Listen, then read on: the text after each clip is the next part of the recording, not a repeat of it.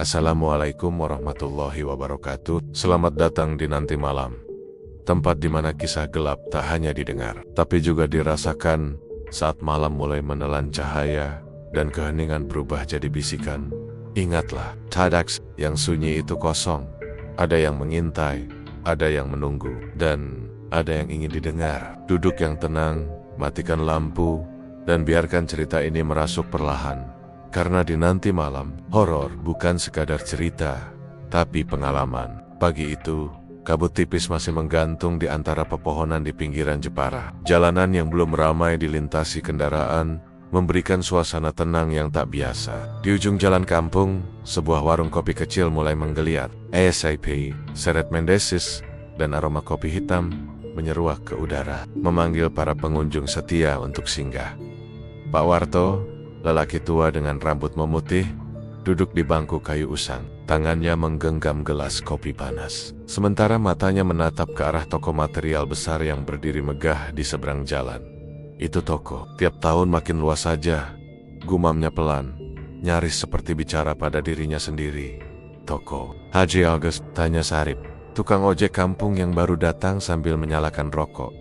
Iya, dulu tanah itu cuma semak belukar. Sekarang bisa buat buka 5 cabang, saking besarnya. Sarip tertawa kecil, tapi tawanya tak sepenuhnya lepas. Ia menatap toko itu dengan sedikit ragu. Kau percaya, Pak? Katanya itu toko ada pesugihannya. Pak Warto menoleh. Kau kira aku belum pernah dengar? Sarip mendekat, duduk di sebelah Pak Warto. Mereka saling bertukar pandang. Tidak ada yang berbicara selama beberapa detik, seolah kata-kata harus dipilih dengan sangat hati-hati. Dulu, Haji Agus itu cuma tukang bangunan biasa, kata Pak Warto akhirnya. Nguli dari proyek ke proyek, tapi sejak 5 tahun lalu, entah bagaimana, dia mendadak punya modal. Tiba-tiba saja buka toko material. Sarip mengangguk. Itu juga yang bikin aku curiga. Gimana bisa orang yang tadinya kerja harian, tahu-tahu beli lahan segede itu dan dagang bahan bangunan lengkap? Pak Warto menyesap kopinya. Kau ingat dulu, sebelum toko itu berdiri, ada kabar 2 orang hilang di area situ. Sarip mengerutkan dahi. Yang katanya nyari kayu bakar tapi nggak pulang-pulang itu. Nah, orang kampung bilang mereka tersesat, tapi aku rasa lain. Sarip mendekat. Lain gimana maksudmu? Aku kenal satu dari mereka, namanya Paijan. Orangnya biasa saja, nggak neko-neko. Tapi anehnya, sebelum hilang, dia pernah bilang padaku, katanya malam-malam sering lihat api menyala dari balik semak dekat situ. Api besar, tapi nggak pernah ada sisa kebakarannya. Sarip menelan ludah, kayak api gaib. Pak Warto hanya mengangguk pelan. Dan sekarang, di tempat api itu, berdiri toko besar.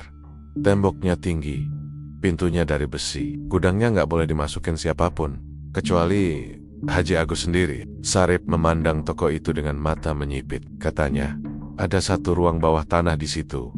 Kau tahu dari mana? Adik iparku kerja di situ, bagian angkut pasir. Dia pernah lihat Haji Agus turun ke ruang di bawah toko malam-malam, sendirian, pakai pakaian putih-putih. Setelah itu, tiap kali ada bulan purnama, pasti ada buruh yang keluar dari pekerjaan tanpa alasan. Katanya nggak kuat kerja di situ. Nggak kuat karena merasa diawasi sesuatu. Pak Warto mengangguk perlahan. Aku percaya. Mereka diam sejenak. Suara kendaraan mulai ramai. Truk-truk pengangkut pasir dan batu bata datang silih berganti ke toko material itu. Beberapa pekerja tampak sibuk menurunkan barang. Tapi di balik semua kesibukan itu, ada hawa ganjil yang seolah menggantung di udara. Sarip mengalihkan pandangannya ke arah rumah besar yang berdiri di belakang toko. Rumah Pak Haji Agus, bangunannya megah, 2 lantai, dengan ukiran khas Jepara di setiap sisi. Namun meski indah, rumah itu terasa dingin. Tak ada kehangatan keluarga yang biasanya terlihat di rumah-rumah kampung. Pernah lihat anaknya? Tanya Sarip tiba-tiba. Yang mana? Anaknya yang bungsu. Namanya Malik. Pak Warto menggeleng. Jarang keluar rumah. Kata orang, anak itu sakit-sakitan. Tapi aku rusa lebih dari itu. Adikku belang. Malik kadang bicara sendiri, ketawa sendiri, dan kadang menjerit tengah malam seperti kesurupan. Pak Warto menatap Sarip dengan wajah serius. Apa kau pikir Dia juga bagian dari pesugihan itu. Sarip menarik napas panjang. Entahlah Pak, tapi satu hal yang pasti, orang bisa jadi kaya dengan kerja keras. Tapi kalau kekayaannya datang terlalu cepat, terlalu mudah, selalu ada harga yang dibayar. Pak Warto memejamkan mata. Kenangan masa lalu mengalir di kepalanya. Ia pernah punya teman dekat yang menghilang secara misterius setelah kerja di toko itu seminggu. Polisi tak pernah menemukan jejaknya, tapi warga sekitar tahu kalau ia terakhir terlihat membawa semen dari gudang belakang, gudang yang katanya menyimpan lebih dari sekadar material bangunan. Tiba-tiba, suara azan terdengar dari kejauhan. Pagi mulai berubah menjadi siang. Truk-truk masih hilir mudik. Para buruh terus bekerja. Tapi di antara hiruk-pikuk itu, warung kopi tetap tenang. Dua orang lelaki tua duduk membisu, hanya sesekali menatap bangunan megah di seberang jalan. Bangunan yang bagi mereka bukan sekadar toko, tapi tempat di mana rahasia gelap tersembunyi rapi di bawah tumpukan batu bata dan pasir. Di balik pintu besi dan suara doa yang tak pernah terdengar sampai ke langit. Malam turun perlahan, menyelimuti Jepara dengan keheningan yang berat. Di toko material milik Pak Haji Agus, suasana mulai sepi. Para pekerja pulang satu persatu setelah seharian mengangkut, menyusun, dan mengantar bahan bangunan. Lampu toko masih menyala terang, menerangi halaman luas yang kini hanya dihuni suara jangkrik dan langkah satpam yang berjaga di dalam rumah megah di belakang toko. Malik duduk di depan jendela kamarnya. Matanya menatap kosong ke arah halaman belakang. Tempat gudang besar berdiri kokoh. Gudang itu selalu terkunci rapat. Bahkan para pekerja pun tak diizinkan masuk tanpa izin langsung dari Haji Agus. Malik sudah lama penasaran dengan tempat itu. Setiap malam, ia mendengar suara aneh berasal dari sana. Seperti bisikan, seperti suara langkah kaki, padahal tidak ada siapa-siapa. Ia pernah bertanya pada ibunya, tetapi wanita itu hanya tersenyum hambar. "Jangan banyak tanya, nak. Rumah ini besar. Suara bisa datang dari mana saja." Tapi Malik tahu, suara itu tidak biasa. Ia sering bermimpi buruk tentang gudang itu. Dalam mimpinya, pintu besi terbuka sedikit demi sedikit, dan dari dalamnya keluar sosok tinggi dengan wajah hangus dan mata merah menyala. Sosok itu memanggil namanya terus-menerus, seolah ingin dia datang mendekat. Suatu malam, rasa ingin tahu Malik mengalahkan ketakutannya. Ia keluar dayam-dayam dari kamarnya, menyusuri lorong rumah yang sunyi. Tak ada seorang pun terbangun. Ayah mungkin sedang berada di musala kecil dalam rumah. Seperti biasa, ibunya tidur di kamar sebelah. Langkahnya pelan, nyaris tanpa suara. Ia membawa senter kecil dan mengenakan sandal rumah. Dari pintu belakang, ia menatap gudang besar di ujung halaman. Pintu besi itu berdiri tegak, terkunci dengan gembok hitam besar. Namun malam itu, sesuatu membuatnya merinding. Gembok itu terbuka. Malik menelan ludah. Jantungnya berdegup keras. Ia tahu itu bukan hal biasa. Ayahnya sangat ketat soal gudang itu. Bahkan ia pernah memarahi mandor hanya karena melihat seseorang berdiri terlalu dekat. Tapi malam ini, pintunya menganga sedikit, seolah mengundang. Langkah Malik mendekat. Semakin dekat, udara terasa dingin dan berat, seperti ada tekanan yang tak kasat mata. Ia meraih gagang pintu dan mendorongnya perlahan. Derit pintu besi menggema pelan, membuat bulu kuduknya meremang. Gudang itu gelap, bau tanah dan besi karat menusuk hidung. Ia menyalakan senter, menyusuri rak-rak kosong dan kantong semen yang tersusun rapi. Tidak ada yang aneh, sampai ia melihat sebuah pintu kayu kecil di lantai. Di sudut gudang, pintu itu seperti penutup lubang bawah tanah. Berdebu, tua, dan ada bekas darah kering di salah satu sisinya. Jantung Malik hampir berhenti. Ia ingin berbalik, tapi kakinya seperti tertambat. Tangannya gemetar saat mencoba membuka pintu itu. Dan saat ia berhasil mengangkatnya, udara dingin menyeruak dari bawah. Bukan dingin biasa, tapi dingin yang menyengat tulang. Seperti masuk ke dalam ruangan yang tak pernah dijamah cahaya dari lubang itu. Malik melihat tangga menurun. Dan di ujung tangga ada cahaya redup, merah seperti api kecil. Malik, suara itu tiba-tiba terdengar dari bawah. Pelan, nyaring dan menyeret. Suara yang sama dari mimpi-mimpinya. Suara yang tak pernah ia ceritakan pada siapapun. Malik kali ini lebih dekat. Malik menutup pintu lubang itu sekuat tenaga. Nafasnya terengah. Ia mundur beberapa langkah, hampir terjatuh. Lalu ia lari keluar gudang, melintasi halaman, dan masuk kembali ke rumah dengan wajah pucat dan tubuh basah oleh keringat dingin. Keesokan paginya, Haji Agus tampak seperti biasa, duduk di teras rumahnya, membaca koran, sesekali menyeruput teh manis. Tapi saat matanya bertemu dengan Malik yang baru turun dari kamar, tatapannya berubah tajam. "Kau keluar semalam?" tanyanya. Suaranya datar namun penuh tekanan. Malik diam, bibirnya bergetar. "Jangan pernah masuk gudang itu lagi," lanjut Haji Agus. "Apapun yang kau lihat, lupakan. Apapun yang kau dengar, diamkan." Ibunya datang membawa baki sarapan, seolah mencoba meredakan ketegangan. Tapi Malik tahu, ayahnya bukan hanya bicara, itu peringatan. Dan dalam peringatan itu, ada ketakutan yang tersembunyi. Hari-hari berikutnya, berjalan perlahan, Malik tak berani mendekat ke gudang lagi. Tapi mimpi-mimpi buruk itu kembali. Sosok tinggi dengan wajah terbakar terus datang, memanggil namanya. Bahkan ia mulai melihat bayangan hitam berdiri di sudut kamarnya saat malam tiba. Bayangan yang tidak pernah bergerak, hanya berdiri diam, menatap suatu sore. Saat hujan turun deras dan toko mulai sepi, salah satu pekerja baru datang tergopoh-gopoh ke pos satpam. Wajahnya pucat, tubuhnya gemetar. "Ada yang aneh di gudang belakang," katanya. "Aku lihat ada darah di lantai." Banyak sekali. Satpam mencoba mengecek, tapi Haji Agus muncul lebih dulu. Denggen tenong, ia mengantar pekerja itu ke dalam rumah. Tak ada yang tahu apa yang dibicarakan di dalam sana. Tapi esok harinya, pekerja itu tidak pernah kembali. Namanya tidak tercatat lagi dalam daftar pegawai. Bahkan kamar kontrakannya sudah kosong. Dia pulang kampung.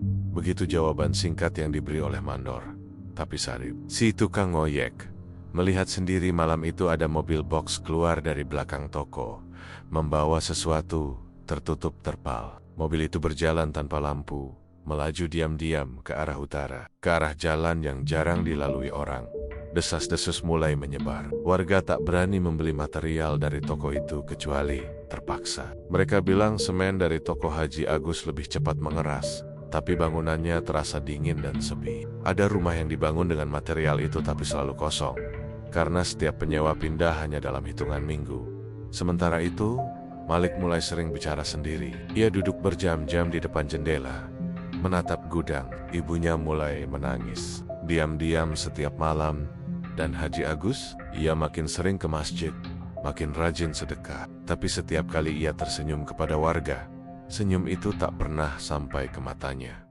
Di bawah toko materialnya yang megah, sesuatu hidup. Sesuatu yang terus menuntut tumbal. Sesuatu yang mungkin sudah mengikat seluruh keluarganya, bahkan anaknya sendiri, dalam janji gelap yang tak bisa dibatalkan. Haji Agus duduk sendirian di musala kecil yang berada di sudut rumahnya. Sajadah terhampar, tasbih tergenggam erat di tangan. Mulutnya komat kamit, namun bukan ayat suci yang keluar. Apa yang ia bisikan adalah mantra-mantra tua dalam bahasa Jawa kuno, warisan dari seseorang yang sudah lama meninggal. Seseorang yang dulu menunjukkan jalan kekayaan dengan harga yang tak semua orang berani bayar. Malam itu, udara di rumahnya terasa lebih berat dari biasanya. Angin tak bertiup, dan suara binatang malam seolah menghilang. Malik sedang tidur di kamarnya, tapi wajahnya pucat. Sudah seminggu lebih ia demam tinggi, dan tubuhnya terus menggigil seperti diterpa hawa dingin dari dalam tulang. Haji Agus tahu waktunya sudah dekat.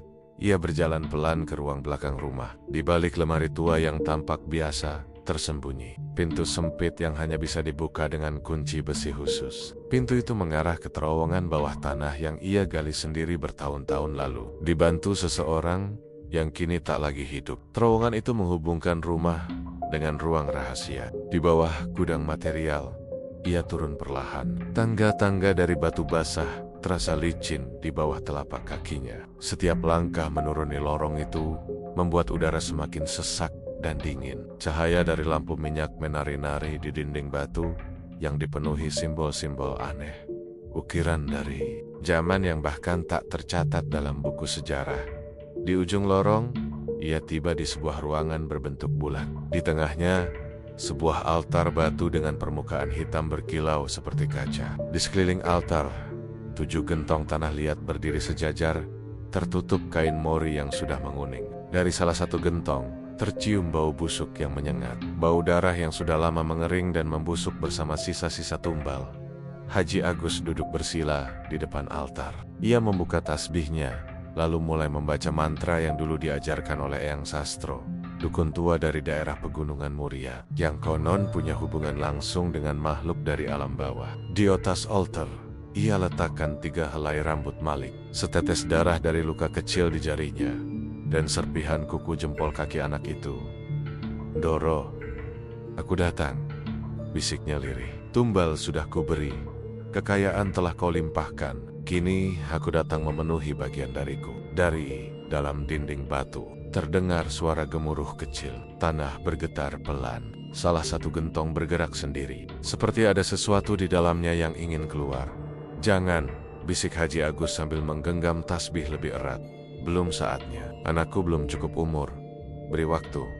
Aku minta tambahan 3 tahun lagi. Setelah itu, dia akan menjadi milikmu sepenuhnya." Suara dari dalam gentong berhenti, tapi hawa dingin dalam ruangan itu makin menggigit. Di sudut altar, muncul kabut tipis berwarna keabu-abuan, membentuk sosok menyerupai manusia, namun tinggi dan tidak memiliki wajah. Sosok itu tidak berbicara. Ia hanya menatap Haji Agus, atau lebih tepatnya, menatap rambut dan darah Malik di atas altar. Haji Agus menunduk dalam. "Aku tidak ingkar janji. Aku hanya minta waktu. Kau sudah mendapat 6 tumbal. Dari buruh, dari pelanggan, bahkan dari warga kampung. Tapi anakku, biarlah dia jadi tumbal terakhir. Nanti, kabut itu berputar pelan, lalu lenyap. Gentong-gentong kembali diam. Tapi, udara di dalam ruangan terasa lebih berat. Seperti ada sesuatu yang belum tuntas. Haji Agus tahu, permintaannya dikabulkan. Untuk sementara, ia naik kembali ke rumah, pelan dan tanpa suara. Saat tiba di kamar, ia melihat istrinya duduk di samping Malik yang masih menggigil dalam tidur, matanya sembab, wajahnya penuh cemas. "Kau bilang dia hanya masuk angin," bisik istrinya lirih. "Tapi ini sudah seminggu. Kenapa tidak kau bawa ke rumah sakit?" Haji Agus hanya menatap kosong. "Nanti juga sembuh." Ia tahu, tak ada dokter yang bisa menyembuhkan Malik.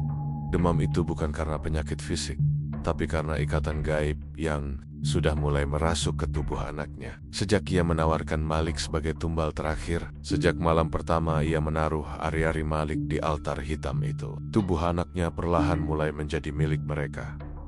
Istrinya tak tahu apa-apa. Ia hanya wanita kampung biasa, tak pernah diajak bicara tentang urusan pesugihan. Yang ia tahu, suaminya tiba-tiba jadi kaya, rumah mereka jadi besar. Toko material berkembang pesat, truk-truk datang, silih berganti. Ia pikir semua itu karena kerja keras dan doa suaminya. Padahal, setiap kali mereka makan malam bersama, Haji Agus melihat wajah-wajah para korban di dalam piringnya. Buruh tua yang tiba-tiba hilang saat sedang membongkar pasir. Pelanggan yang meninggal sehari setelah membeli semen. Anak muda yang nekat mencuri paku dari gudang, lalu ditemukan menggantung di pohon di belakang toko. Mereka semua bagian dari perjanjian itu, dan selama ia terus memberi tumbal, kekayaan akan terus mengalir. Tapi sekerong, yang di bawah ingin lebih. Mereka ingin Malik. Haji Agus menatap wajah anaknya yang masih polos. Dada kecil itu naik turun lemah. Hatinya digerogoti rasa bersalah yang terlambat tumbuh. Ia mulai mempertanyakan semuanya. Apakah kekayaan ini pantas? Apakah rumah besar, tanah luas, dan semua truk itu sepadan dengan tubuh kurus anaknya yang perlahan diambil sesuatu yang tak kasat mata? Tapi ia tahu, sudah tak ada jalan kembali. Sekali perjanjian dibuat, darah tak bisa ditarik. Setiap penyesalan hanya akan mempercepat kutukan. Esok paginya, langit Jepara tampak lebih kelabu. Awan menggantung berat, seperti mengandung ribuan rahasia yang siap jatuh. Dan di warung kopi di ujung jalan, Pak Warto kembali duduk, menatap toko Haji Agus sambil menyeruput kopi pahitnya. "Ada kabar?" tanya Sarip yang baru datang. "Anaknya sakit parah," jawab Pak Warto pendek. Sarip mendesah. "Dulu ada satu keluarga di Rembang. Ceritanya mirip. Toko besar, Anak satu-satunya sakit tanpa sebab. Tahu-tahu rumahnya terbakar. Semua lenyap. Pak Warto mengangguk pelan. Pesugihan, Eri. Kalau sudah menyentuh anak sendiri, artinya waktunya sudah habis. Dan saat langit Jepara mulai diguyur hujan deras. Di dalam rumah mewah itu, Haji Agus terduduk lemas di samping tempat tidur anaknya. Tangan kecil Malik terasa dingin, dan dari mulutnya mulai keluar bisikan dalam bahasa yang tak ia kenal. Bahasa yang sama dengan yang dulu ia ucapkan saat pertama kali menandatangani perjanjian dengan makhluk dari bawah tanah. Kini, waktunya hampir tiba, dan Haji Agus harus memilih, menyerahkan anaknya, atau bersiap kehilangan semuanya. Malam hari di rumah Haji Agus tidak pernah benar-benar tenang. Sejak Malik mulai jatuh sakit, udara di dalam rumah seperti berubah. Dingin, meskipun semua pintu dan jendela tertutup rapat. Lampu-lampu sering meredup sendiri, dan suara-suara aneh terdengar dari berbagai sudut rumah. Istrinya, Bu Salamah, mulai kehilangan tidur. Ia menghabiskan malam di samping ranjang anaknya, mengompres, berdoa, dan kadang menangis dalam diam. Malik tidak juga membaik. Demamnya terus tinggi, tubuhnya keruh. Setiap malam, anak itu mengigau dalam bahasa yang tak dikenali. Serangkaian kata yang terdengar seperti doa, tapi dengan irama yang ganjil. Ia juga mulai menggambar sesuatu di buku catatan kecilnya. Garis-garis melingkar, lambang-lambang yang takbir. Bu Salamah menemukannya satu malam dan bertanya, "Ini gambar apa, Nak?" Malik hanya menjawab dengan lirih, "Dia yang ajarin." "Siapa?" tanya ibunya. Panik. Anak itu menoleh perlahan, menatap ibunya dengan mata kosong yang tinggal di dalam gentong. Hari itu, Bu Salamah mulai curiga, ada yang disembunyikan suaminya. Ia sudah lama merasa, sejak toko material itu berdiri, suasana rumah berubah. Haji Agus yang dulu penuh kasih, pelan-pelan menjadi pria pendiam dan sering menyendiri. Ia sering menghilang malam-malam, dan saat kembali, matanya terlihat lelah. Tapi bukan karena kurang tidur, melainkan karena menanggung beban yang tak terlihat. Siangnya, saat Haji Agus pergi ke masjid, Bu Salamah memberanikan diri pergi ke gudang. Ia tahu suaminya melarang siapapun masuk, tapi malam sebelumnya, Malik kembali menyebut gentong di dalam tanah, dan itu cukup membuat nyalinya terbakar oleh rasa ingin tahu. Ia membuka pintu gudang perlahan, lalu melangkah ke dalam. Tampuk, kayu, karung semen, dan peralatan tukang memenuhi ruangan. Tapi ada satu bagian yang terasa ganjil, sudut kanan, yang dipenuhi debu dan karung kosong, seperti disengaja agar tak terlihat menarik. Dengan hati-hati, Bu Salamah menyingkirkan karung-karung itu. Di bawahnya, tersembunyi sebuah papan kayu. Yang jelas, bukan lantai asli gudang. Papan itu kotor, namun ada gagang besi di tengahnya. Ia menarik napas panjang dan membuka tutup itu perlahan. Tangga batu menurun ke bawah tanah, gelap dan lembab. Meski hatinya diliputi ketakutan, ia turun. Langkahnya pelan, sesekali tergelincir. Aroma busuk seperti darah basi menusuk hidungnya. Dan saat ia tiba di dasar tangga, napasnya tercekat. Ruang itu benar-benar seperti ruang pemujaan. Ada altar batu, dan di sekelilingnya berdiri 7 gentong besar, tertutup kain mori kotor. Dinding batu dipenuhi ukiran dan simbol aneh. Sebagian masih merah seperti baru ditulisi dengan darah segar. Bu Salamah mendekat ke salah satu gentong. Kain penutupnya bergerak jarak pelan, seolah tertiup angin. Padahal tak ada angin di tempat itu. Dari dalam gentong terdengar suara lirik. Bukan suara makhluk, tapi suara manusia, atau sisa-sisa kemanusiaan yang tertinggal. "Tolong aku." Bu Salamah mundur. Tubuhnya gemetar. Dari gentong lain, suara serupa muncul. "Bukalah. Aku belum mati. Anakku." "Di mana anakku?" Lalu, dari gentong paling kanan, suara yang lebih nyaring terdengar. Suara berat, seperti ribuan suara disatukan menjadi satu. "Wanita, kenapa kau di sini?" Bu Salamah terjatuh. Ia tak mampu menjawab. Suara itu terus berbicara.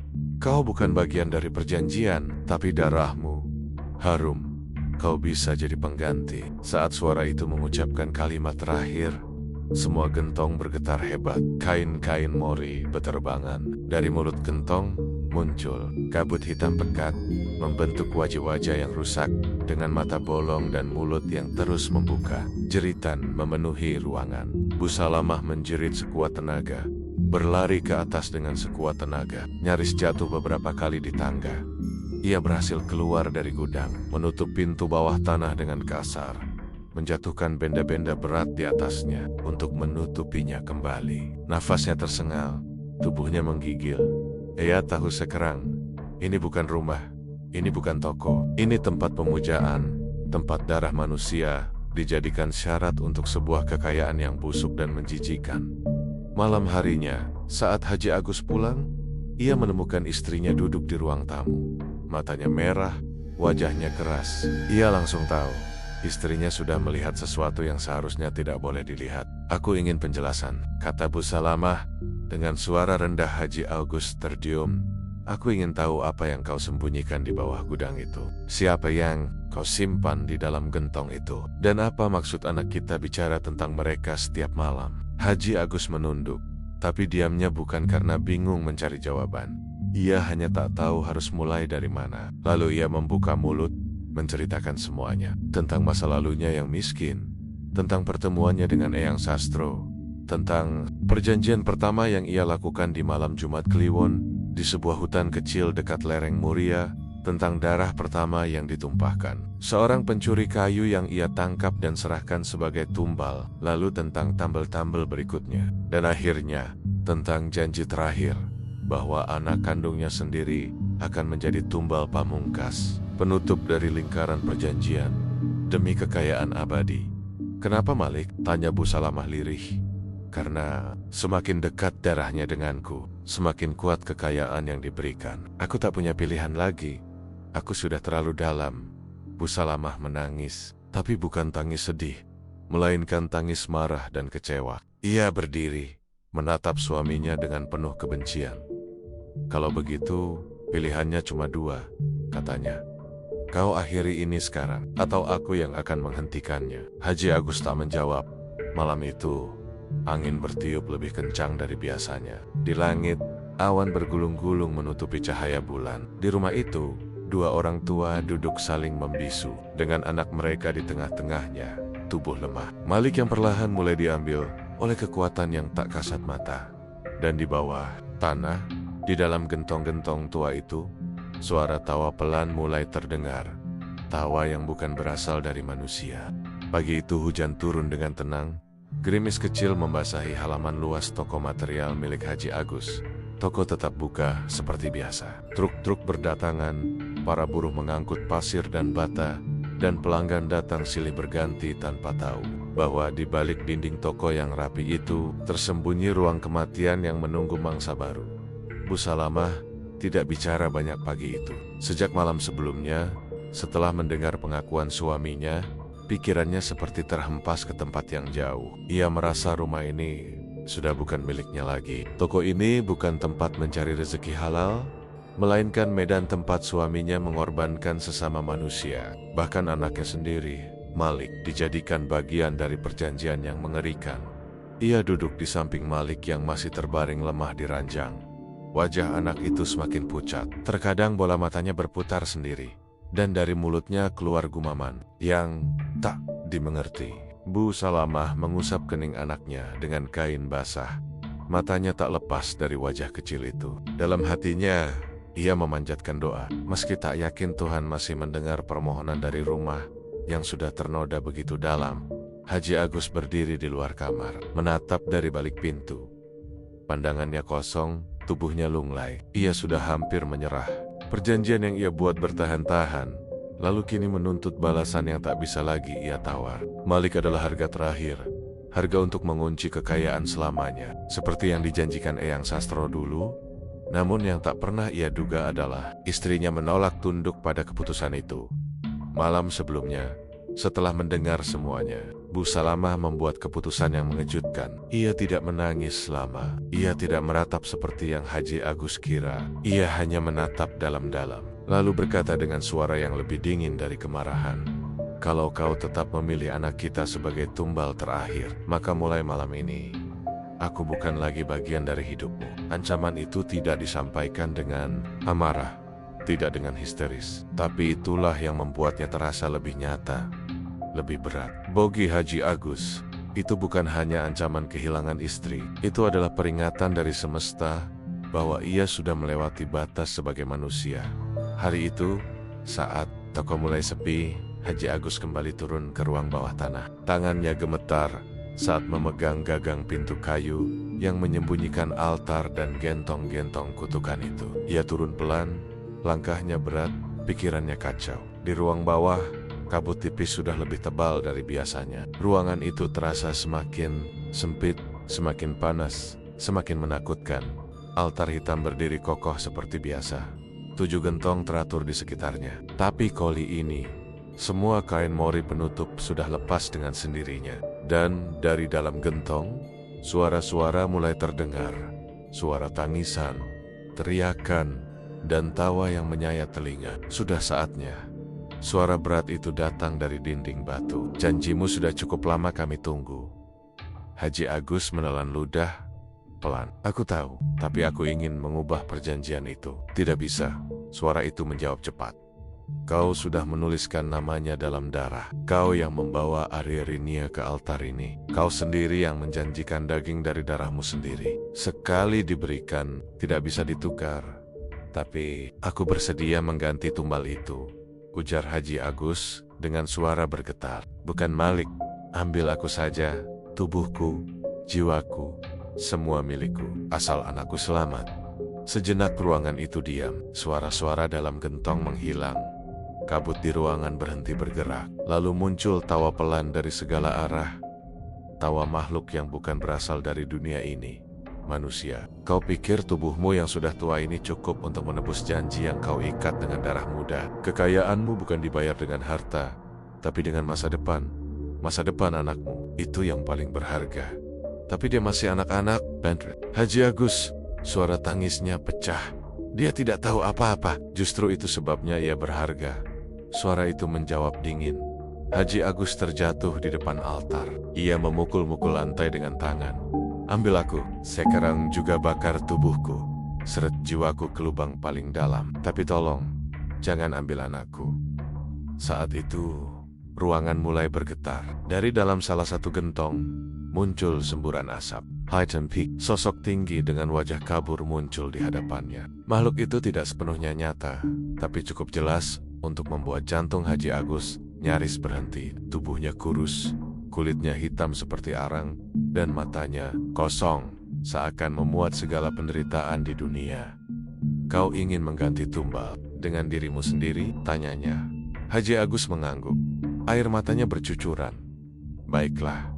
Tapi harga baru sudah berbeda. Kau akan hidup, tapi kau akan kehilangan segalanya. Pelah, makhluk itu menyentuh kepala Haji Agus. Dalam sekejap, tubuh Haji Agus merasakan nyeri luar biasa. Ia berteriak, menggeliat, seolah tubuhnya dibakar dari dalam. Tapi ia tidak mati, justru ia tetap hidup. Dengan rasa sakit yang tak pernah selesai sejak malam itu, Malik mulai pulih. Demamnya perlahan menghilang. Ia bisa baikara, bisa makan, bahkan bisa tersenyum, meski mata sayunya masih menyimpan trauma yang belum selesai. Bu Salamah bersyukur, tapi ia tahu sesuatu yang lebih besar telah terjadi. Ia hanya belum tahu apa. Haji Agus tidak pernah lagi keluar rumah. Ia berhenti mengurus toko. Ia hanya duduk di ruang belakang, tak bicara, tak makan, tak tidur. Tubuhnya kurus drastis. Matanya merah seperti orang yang tak pernah berhenti menangis. Kadang ia bicara sendiri, kadang tertawa, kadang menangis, sambil main kokar-kakor dinding. Malam-malamnya dipenuhi jeritan, dan setiap malam, tubuhnya muncul luka-luka baru, seperti dicakar dari dalam. Seperti tubuhnya dihuni oleh sesuatu yang terus menggigiti perlahan dari dalam dirinya. Toko material tetap buka, tapi dikelola oleh mandor dan pegawai warga kampung. Mulai membicarakan perubahan itu. Sebagian bilang Haji Agus sakit jiwa, sebagian lagi berkata, ia sedang dihukum Tuhan. Tapi hanya Bu Salamah yang tahu yang sebenarnya. Suaminya tidak gila. Ia masih sadar, tapi jiwanya tidak lagi utuh. Ia hidup, tapi menjadi wadah dari kutukan yang tak bisa ditebus.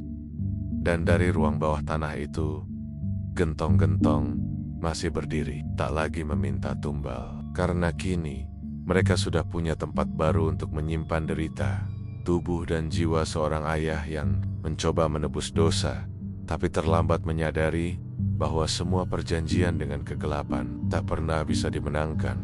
Pagi itu, kabut turun lebih tebal dari biasanya. Udara di sekitar toko material Haji Agus terasa dingin dan berat. Warga yang lewat depan toko pun mulai merasa tidak nyaman. Burung-burung tak lagi berkicau seperti biasa, dan suara palu godam dari para pekerja terdengar seolah teredam, seperti sedang bekerja di bawah air. Sesuatu terasa sangat tidak beres, meskipun mata manusia biasa belum bisa menunjuk tepat letaknya. Bu Salamah menyadari semuanya telah berubah. Haji Agus bukan lagi suaminya yang dulu. Sejak malam perjanjian terakhir, tubuhnya hanya tampak seperti cangkang kosong yang diisi oleh sesuatu yang tidak bisa dijelaskan dengan akal sehat. Setiap malam, suara rintihan dan teriakan menggema dari kamar belakang. Dinding rumah penuh coretan bukan tulisan, bukan gambar melainkan goresan-goresan kacau yang dibuat dengan kuku berdarah. Kadang simbol aneh, kadang garis tak beraturan. Seolah tubuh Haji Agus dikendalikan oleh entitas asing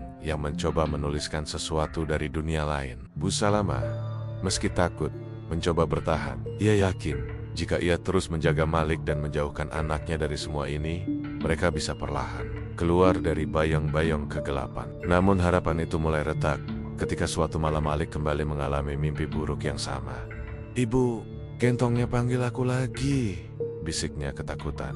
Tapi kali ini bukan 7, ada 1 lagi. Bu Salamah terdiam. Ia tahu betul ada 7 gentong kutukan di ruang bawah. Itu sudah cukup mengerikan. Tapi kalau Malik benar, dan sekarang ada yang ke-8, itu hanya berarti satu hal.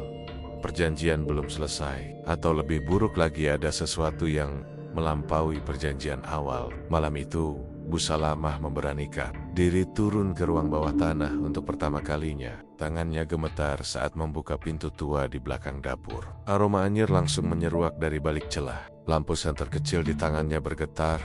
Cahayanya menari-nari di dinding lembab yang penuh lumut. Tangga batu yang menurun ke dalam tanah seolah menyambutnya dengan suhu dingin yang menusuk tulang. Sesampainya di dasar, ia mendapati ruangan itu persis seperti yang digambarkan Haji Agus dulu. Altar batu hitam berdiri di tengah, di sekelilingnya 7 gentong tinggi berjajar, masing-masing tertutup kain mori usang. Tapi satu hal yang berbeda, 1 gentong tambahan berdiri agak di belakang altar, tidak tertutup kain, tidak disusun sejajar, seolah ia hadir dengan sendirinya, tidak dibuat, tidak diundang. Gentong ke-8 itu berwarna lebih gelap, hitam pekat. Di permukaannya terukir simbol yang bahkan tidak seperti huruf atau tulisan manusia. Tidak ada aroma kemenyan seperti yang biasa dipakai saat pesugihan. Justru ada aroma tanah basah bercampur darah, aroma kematian.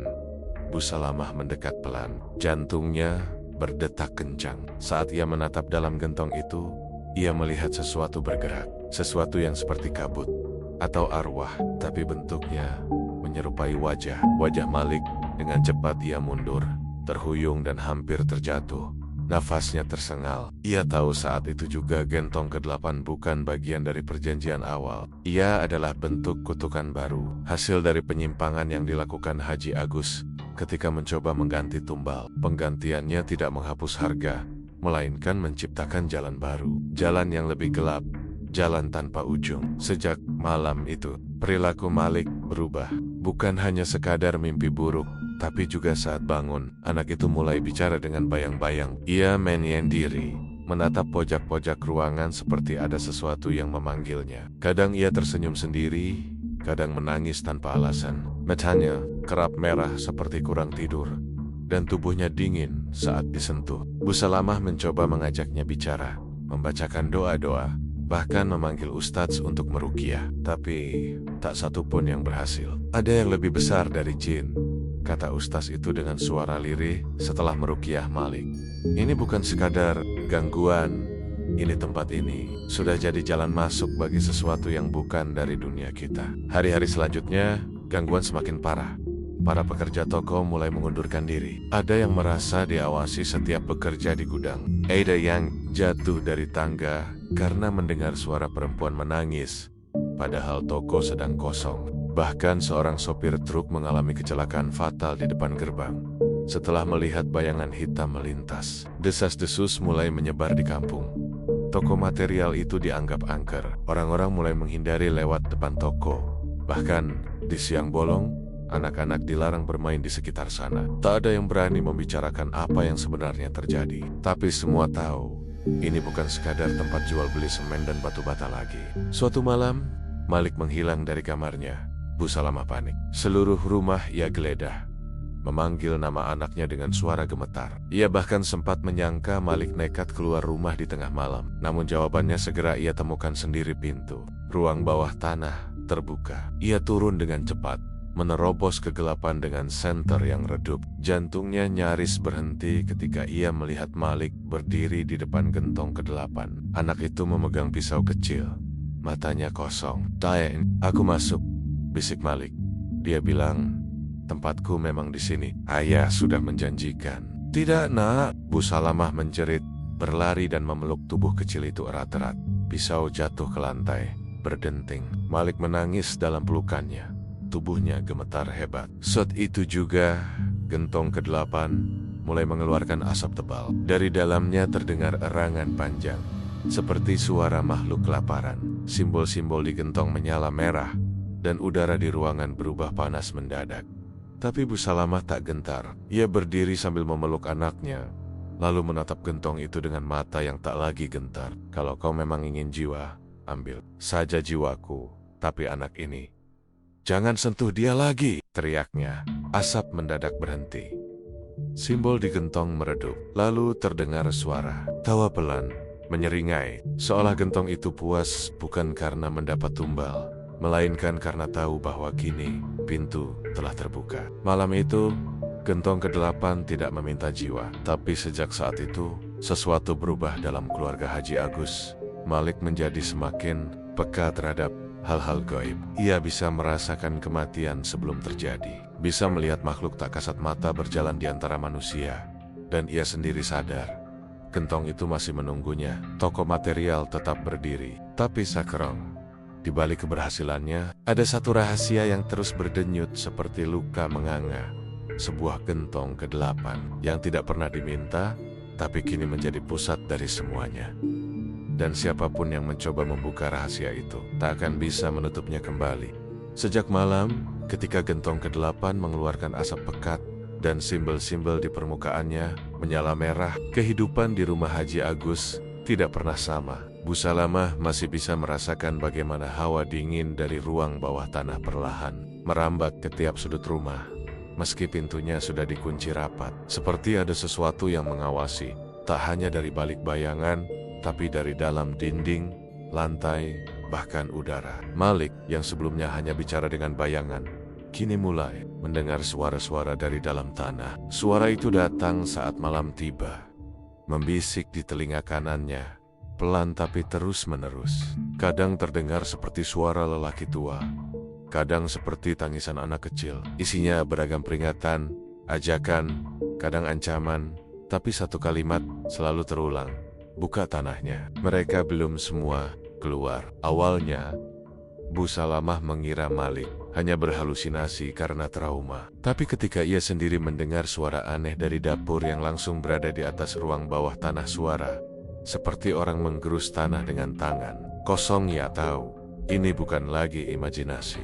Haji Agus sendiri semakin sulit dikenali. Ia hampir tidak pernah berbicara dengan siapapun. Tubuhnya kurus kering, matanya cekung dan merah seperti tak pernah tidur. Ia sering berdiri diam di depan toko, menatap ke arah jalan raya seolah menunggu seseorang, tapi tak ada yang datang. Pelanggan pun makin jarang. Toko materialnya mulai sepi, berbeda jauh dengan kondisi beberapa bulan sebelumnya yang selalu ramai. Tapi anehnya, meskipun sepi, kekayaan Haji Agus justru semakin meningkat. Lahan kosong di sekitar kampung perlahan dibelinya. Rumah-rumah tua ia renovasi dan sewakan. Uang terus mengalir, seperti mata air yang tak pernah kering. Namun semua itu terasa salah. Suatu malam, Bu Salamah kembali bermimpi aneh. Dalam mimpi itu, ia melihat Malik berjalan di tengah kebun kosong di belakang rumah mereka. Di sana, tanah tiba-tiba terbuka sendiri membentuk lubang besar. Dari dalam lubang mangkil tanggen-tanggen manusia, kurus, pucat, memanggil anaknya. Malik tampak seperti terhipnotis, melangkah perlahan ke arah mereka. Ketika ia hendak melompat masuk, Bu Salamah menjerit dalam mimpi dan terbangun. Nafasnya terengah-engah, tubuhnya basah oleh keringat dingin. Tapi yang lebih mengerikan lagi, ketika ia membuka jendela kamar, ia melihat jejak kaki kecil yang berlumpur mengarah ke halaman belakang. Ia segera berlari ke kamar Malik. Kosong, panik.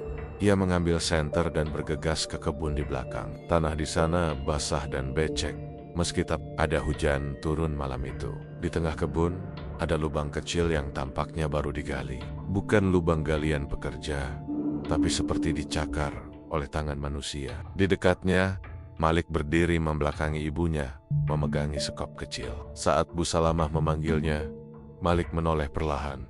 Matanya hitam pekat, dan senyumnya aneh. "Sudah, kubuka, ibu," katanya lirih. "Mereka akan keluar malam ini." Bu Salamah menjerit dan memeluk Malik erat. Tapi saat itu juga, tanah di sekitar mereka bergetar pelan. Tidak cukup kuat untuk disebut gempa, tapi cukup untuk membuat seluruh kebun seperti hidup. Tanah bergerak seperti gelombang. Lubang yang digali Malik menganga lebih lebar, dan dari dalamnya mulai keluar bau busuk yang menusuk hidung. Dengan cepat, Bu Salamah membawa Malik masuk dan mengunci pintu. Ia menyuruh anaknya membaca doa, dan mereka berdua duduk bersandar di dinding sambil menangis dalam diam. Keesokan harinya, seluruh kampung digegerkan oleh berita duka. Pak Riono, tetangga sebelah yang dikenal sebagai orang yang sangat sering bergosip soal keluarga Haji Agus, ditemukan tewas di dalam sumur rumahnya. Tubuhnya membusuk seolah telah mati berhari-hari. Padahal malam sebelumnya masih terlihat menyapu halaman. Tak ada luka, tak ada bekas luka bakar, tusukan, atau racun. Tapi matanya terbuka lebar, seolah melihat sesuatu yang begitu menakutkan sesaat sebelum nyawanya lepas. Anehnya, di dasar sumur tempat ia ditemukan, ada lumpur hitam yang menempel di dinding, sama seperti yang terlihat di lubang kebun Haji Agus malam sebelumnya. Kematian Pak Riono menjadi awal dari serangkaian kejadian aneh. Beberapa warga mengaku melihat sosok bayangan berdiri di jalan, menatap rumah mereka. Kadang suara tangisan bayi terdengar dari sawah, padahal tak ada siapapun di sana. Anjing menggonggong tanpa arah setiap tengah malam. Bahkan, pohon-pohon di kebun belakang rumah Haji Agus mulai mengering, padahal sedang musim hujan. Masyarakat mulai resah. Beberapa tokoh kampung mulai membicarakan niat untuk melaporkan keluarga Haji Agus ke aparat desa, atau bahkan ustadz besar dari luar daerah. Tapi sebelum mereka sempat melakukan apapun, tragedi kembali terjadi. Rumah Pak Rukman, salah satu tokoh masyarakat yang pernah menuduh Haji Agus bermain pesugihan, terbakar habis tanpa sebab. Api menjalar dari dapur, padahal semua kompor dan listrik telah dimatikan. Anehnya, api tak menjalar ke rumah tetangga sebelahannya, rumah Pak Rukman yang hangus. Dan di dinding ruang tamunya yang tersisa, ditemukan ukiran samar menyerupai simbol yang sama dengan yang ada di gentong ke-8. Orang-orang mulai takut, bukan hanya pada Haji Agus, tapi juga pada tanah tempat mereka tinggal. Sementara itu, Bu Salamah mulai merasa ada kekuatan dalam rumah yang mulai melawan dirinya. Setiap kali ia ingin membuka Quran, lampu padam. Saat ia ingin menyiram air doa ke ruang bawah tanah, airnya berubah warna menjadi keruh dan berbau anyir. Ia merasa seolah rumah itu mulai dikendalikan oleh sesuatu yang tinggal di dalam tanah, dan kini telah merambat hingga ke setiap sudut bangunan. Suatu malam, saat ia tertidur karena kelelahan, ia bermimpi berdiri di tengah sawah yang gelap. Di hadapannya ada 7 gentong berjajar seperti biasa, tapi gentong ke-8 kini terbuka lebar, dan dari dalamnya muncul banyak wajah. Wajah-wajah itu bukan orang asing, melainkan orang-orang kampung. Pak Riono, Pak Rukman, bahkan wajahnya sendiri. Mereka semua menatapnya dengan tatapan kosong, dan mengucapkan hal yang sama berulang-ulang. Gentong harus ditutup. Sebalam tanah ini tertelan. Sebelum tak ada yang tersisa, ia terbangun dengan dada sesak dan tubuh kaku. Tapi ia tahu satu hal pasti, gentong itu harus dimusnahkan sebelum segalanya terlambat. Sebelum kampung ini benar-benar menjadi kuburan massal yang dibuka dari dalam tanah, maka ia mulai menyusun rencana. Bersama Malik, yang kini sudah sedikit lebih tenang, ia mencoba mengingat-ingat kembali semua yang diceritakan Haji Agus tentang perjanjian dan ritualnya. Ia tahu tak bisa melawan kekuatan itu dengan kekuatan biasa, tapi ia percaya satu hal: jika perjanjian dibuat oleh manusia, maka manusia juga harus bisa menyelesaikannya. Karena jika tidak, tanah ini akan terus memanggil jiwa satu persatu, hingga semuanya lenyap ke dalam gentong ke-8. Rumah Haji Agus di Jepara kini bukan lagi rumah, tapi kuburan sunyi yang menanti giliran. Tak seorang pun warga yang berani melintas di depannya selepas maghrib. Bahkan anak-anak yang biasa bermain layangan di lapangan dekat toko materialnya memilih pulang lebih cepat, seolah udara di sekeliling tempat itu membawa kabar kematian. Bu Salamah tahu waktunya sudah sempit. Ia merasakan desakan yang sama sekali berbeda, bukan dari rasa takut, tapi dari bisikan tak kasat mata yang mendesaknya untuk bertindak. Gentong ke-8 telah terbuka, dan kekuatan dari dalam tanah itu mulai keluar, mencari tubuh baru untuk dijadikan wadah. Jika tidak dihentikan, tak hanya keluarga mereka, tapi seluruh kampung bisa menjadi tumbal. Malam itu, setelah Malik tertidur karena kelelahan membaca surah Yasin berulang kali, Bu Salamah turun ke ruang bawah tanah seorang diri. Ia membawa segelas air doa yang dibuat dengan panduan dari Ustadz Harun, satu-satunya Ustadz yang berani datang setelah kejadian kebakaran rumah Pak Rukman. Tangga kayu yang menuju ke ruang bawah tanah itu kini berderit lebih pelan dari biasanya, seolah mengundang. Aroma anyir dan lembab menyergap begitu ia membuka pintu. Ia menyalakan senter kecil yang digantungkan di leher. Tangan kirinya gemetar menggenggam gelas air, dan tangan kanannya membawa seutas tali janur kuning yang diikat dengan ayat-ayat Al-Quran. Saat mencapai dasar ruang bawah tanah, ia menahan napas. 8 gentong besar berjejer seperti biasa, tapi kali ini gentong ke-8 tampak berbeda. Tutupnya sudah tak ada. Dari dalamnya keluar kabut tipis kehitaman, dan lebih mengerikan lagi, suara-suara aneh kembali terdengar, seperti suara tangis, suara rintihan, suara bisikan nama-nama orang yang sudah meninggal. Bu Salamah mendekati gentong ke-8 perlahan. Dalam hati, ia membaca doa terus-menerus. Ia tahu menyiram air doa itu tidak akan serta-merta menghentikan semua, tapi ia percaya itu adalah langkah awal untuk menolak kekuatan jahat yang mulai mencengkeram kampungnya. Namun baru saja air itu akan dituangkan ke dalam gentong, sekip muncul sosok tinggi kurus dengan kulit legam penuh luka bakar keluar dari dalam kabut di sekitar gentong. Matanya kosong, wajahnya mengenaskan, tapi Bu Salamah mengenalinya. Itu wajah Pak Haji Agus. Haji Agus, lirihnya tak percaya.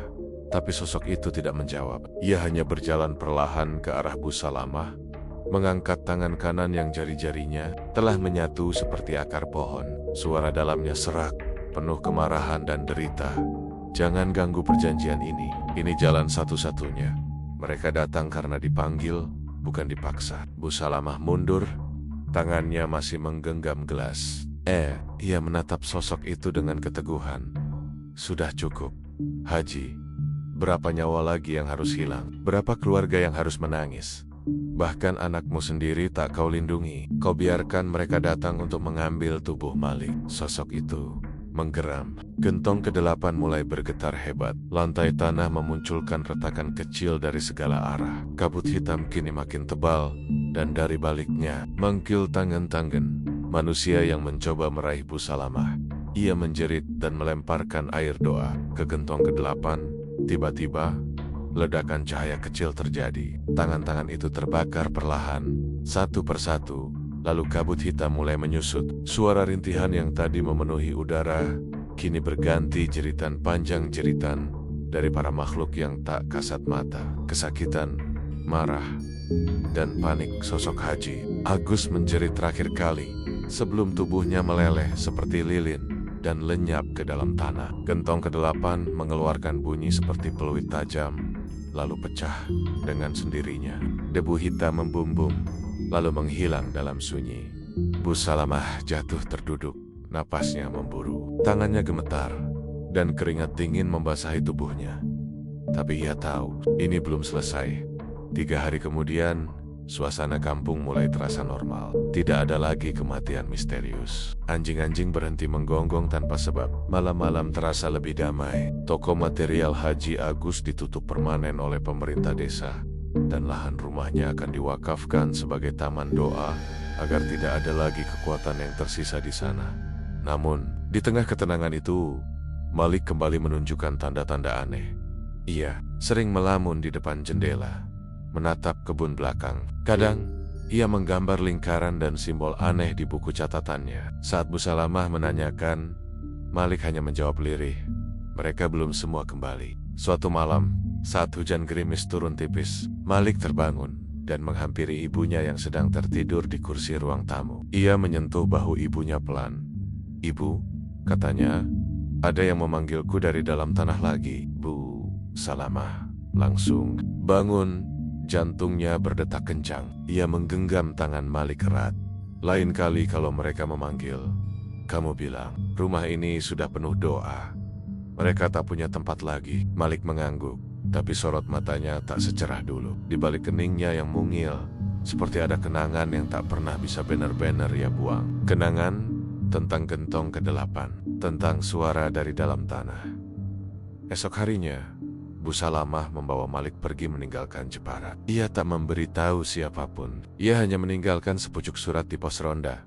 "Kami pergi untuk menjemput terang, bukan karena takut, tapi karena kami ingin anak-anak kami tak pernah mengenal bayangan gentong." Tak ada yang tahu kemana mereka pergi. Tapi sejak saat itu, tak satu pun warga kampung yang berani menyentuh reruntuhan toko material milik Haji Agus. Gentong-gentong lainnya dikubur di tempat terpisah dan dilapisi doa setiap bulan. Bahkan tukang bangunan pun enggan mendekat meski dibayar mahal. Karena semua tahu tanah itu pernah menyimpan sesuatu yang bukan milik dunia ini. Dan di kedalaman tanah, sesuatu masih menunggu. Mungkin bukan sekarang, tapi suatu saat nanti, jika gentong ke-8 dibuka lagi. Beberapa tahun berlalu sejak tragedi di toko material milik Haji Agus mengguncang Jepara. Desa yang dahulu dicekam teror kini kembali tenang. Bangunan tua yang dulu berdiri megah di pinggir jalan itu telah diratakan, digantikan taman kecil yang diberi nama Taman Harapan. Anak-anak kembali bermain di sekitarnya, dan orang-orang yang dahulu bungkam perlahan mulai berani menyebut nama Haji Agus dengan nada iba, bukan lagi takut. Namun di balik ketenangan yang menghampar di permukaan, sesuatu tetap bersemayam di dasar tanah. Tidak semua gentong dihancurkan, tidak semua janji ditepati. Suatu hari, sebuah keluarga baru pindah ke Jepara. Mereka membeli rumah sederhana di belakang bekas lokasi toko material. Suami istri muda bernama Fadil dan Rizka bersama anak perempuan.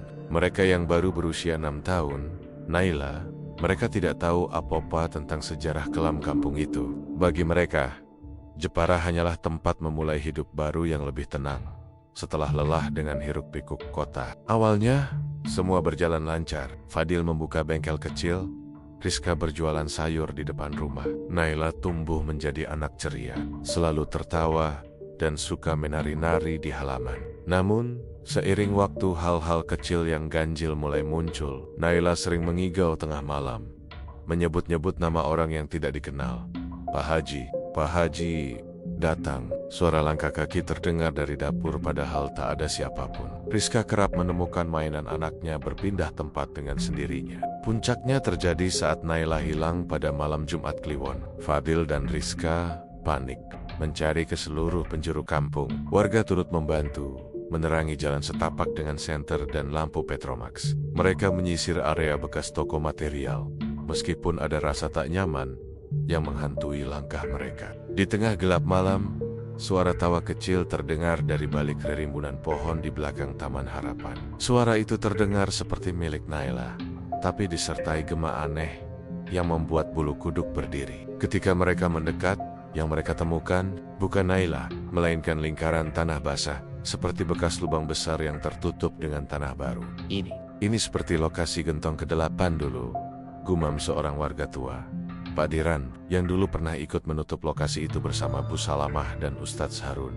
Mereka segera menggali tempat itu. Tangan mereka gemetar, peluh dingin membasahi wajah, dan jantung berdegup kencang. Saat cangkul terakhir mengangkat tanah, terlihat gentong batu yang pecah separuh, tapi tampak seperti baru saja diperbaiki dari dalam. Di dekatnya, tergeletak boneka kecil milik Naila.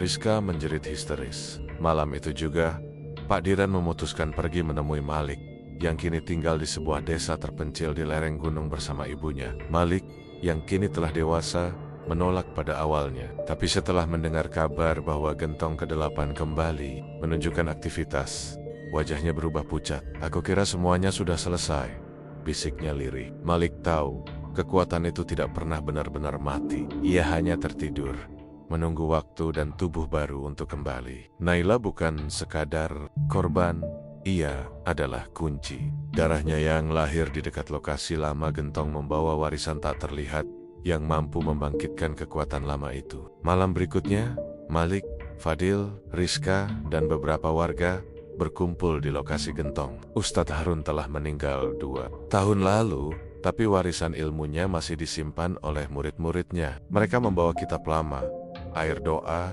dan tanah suci dari 3 tempat berbeda.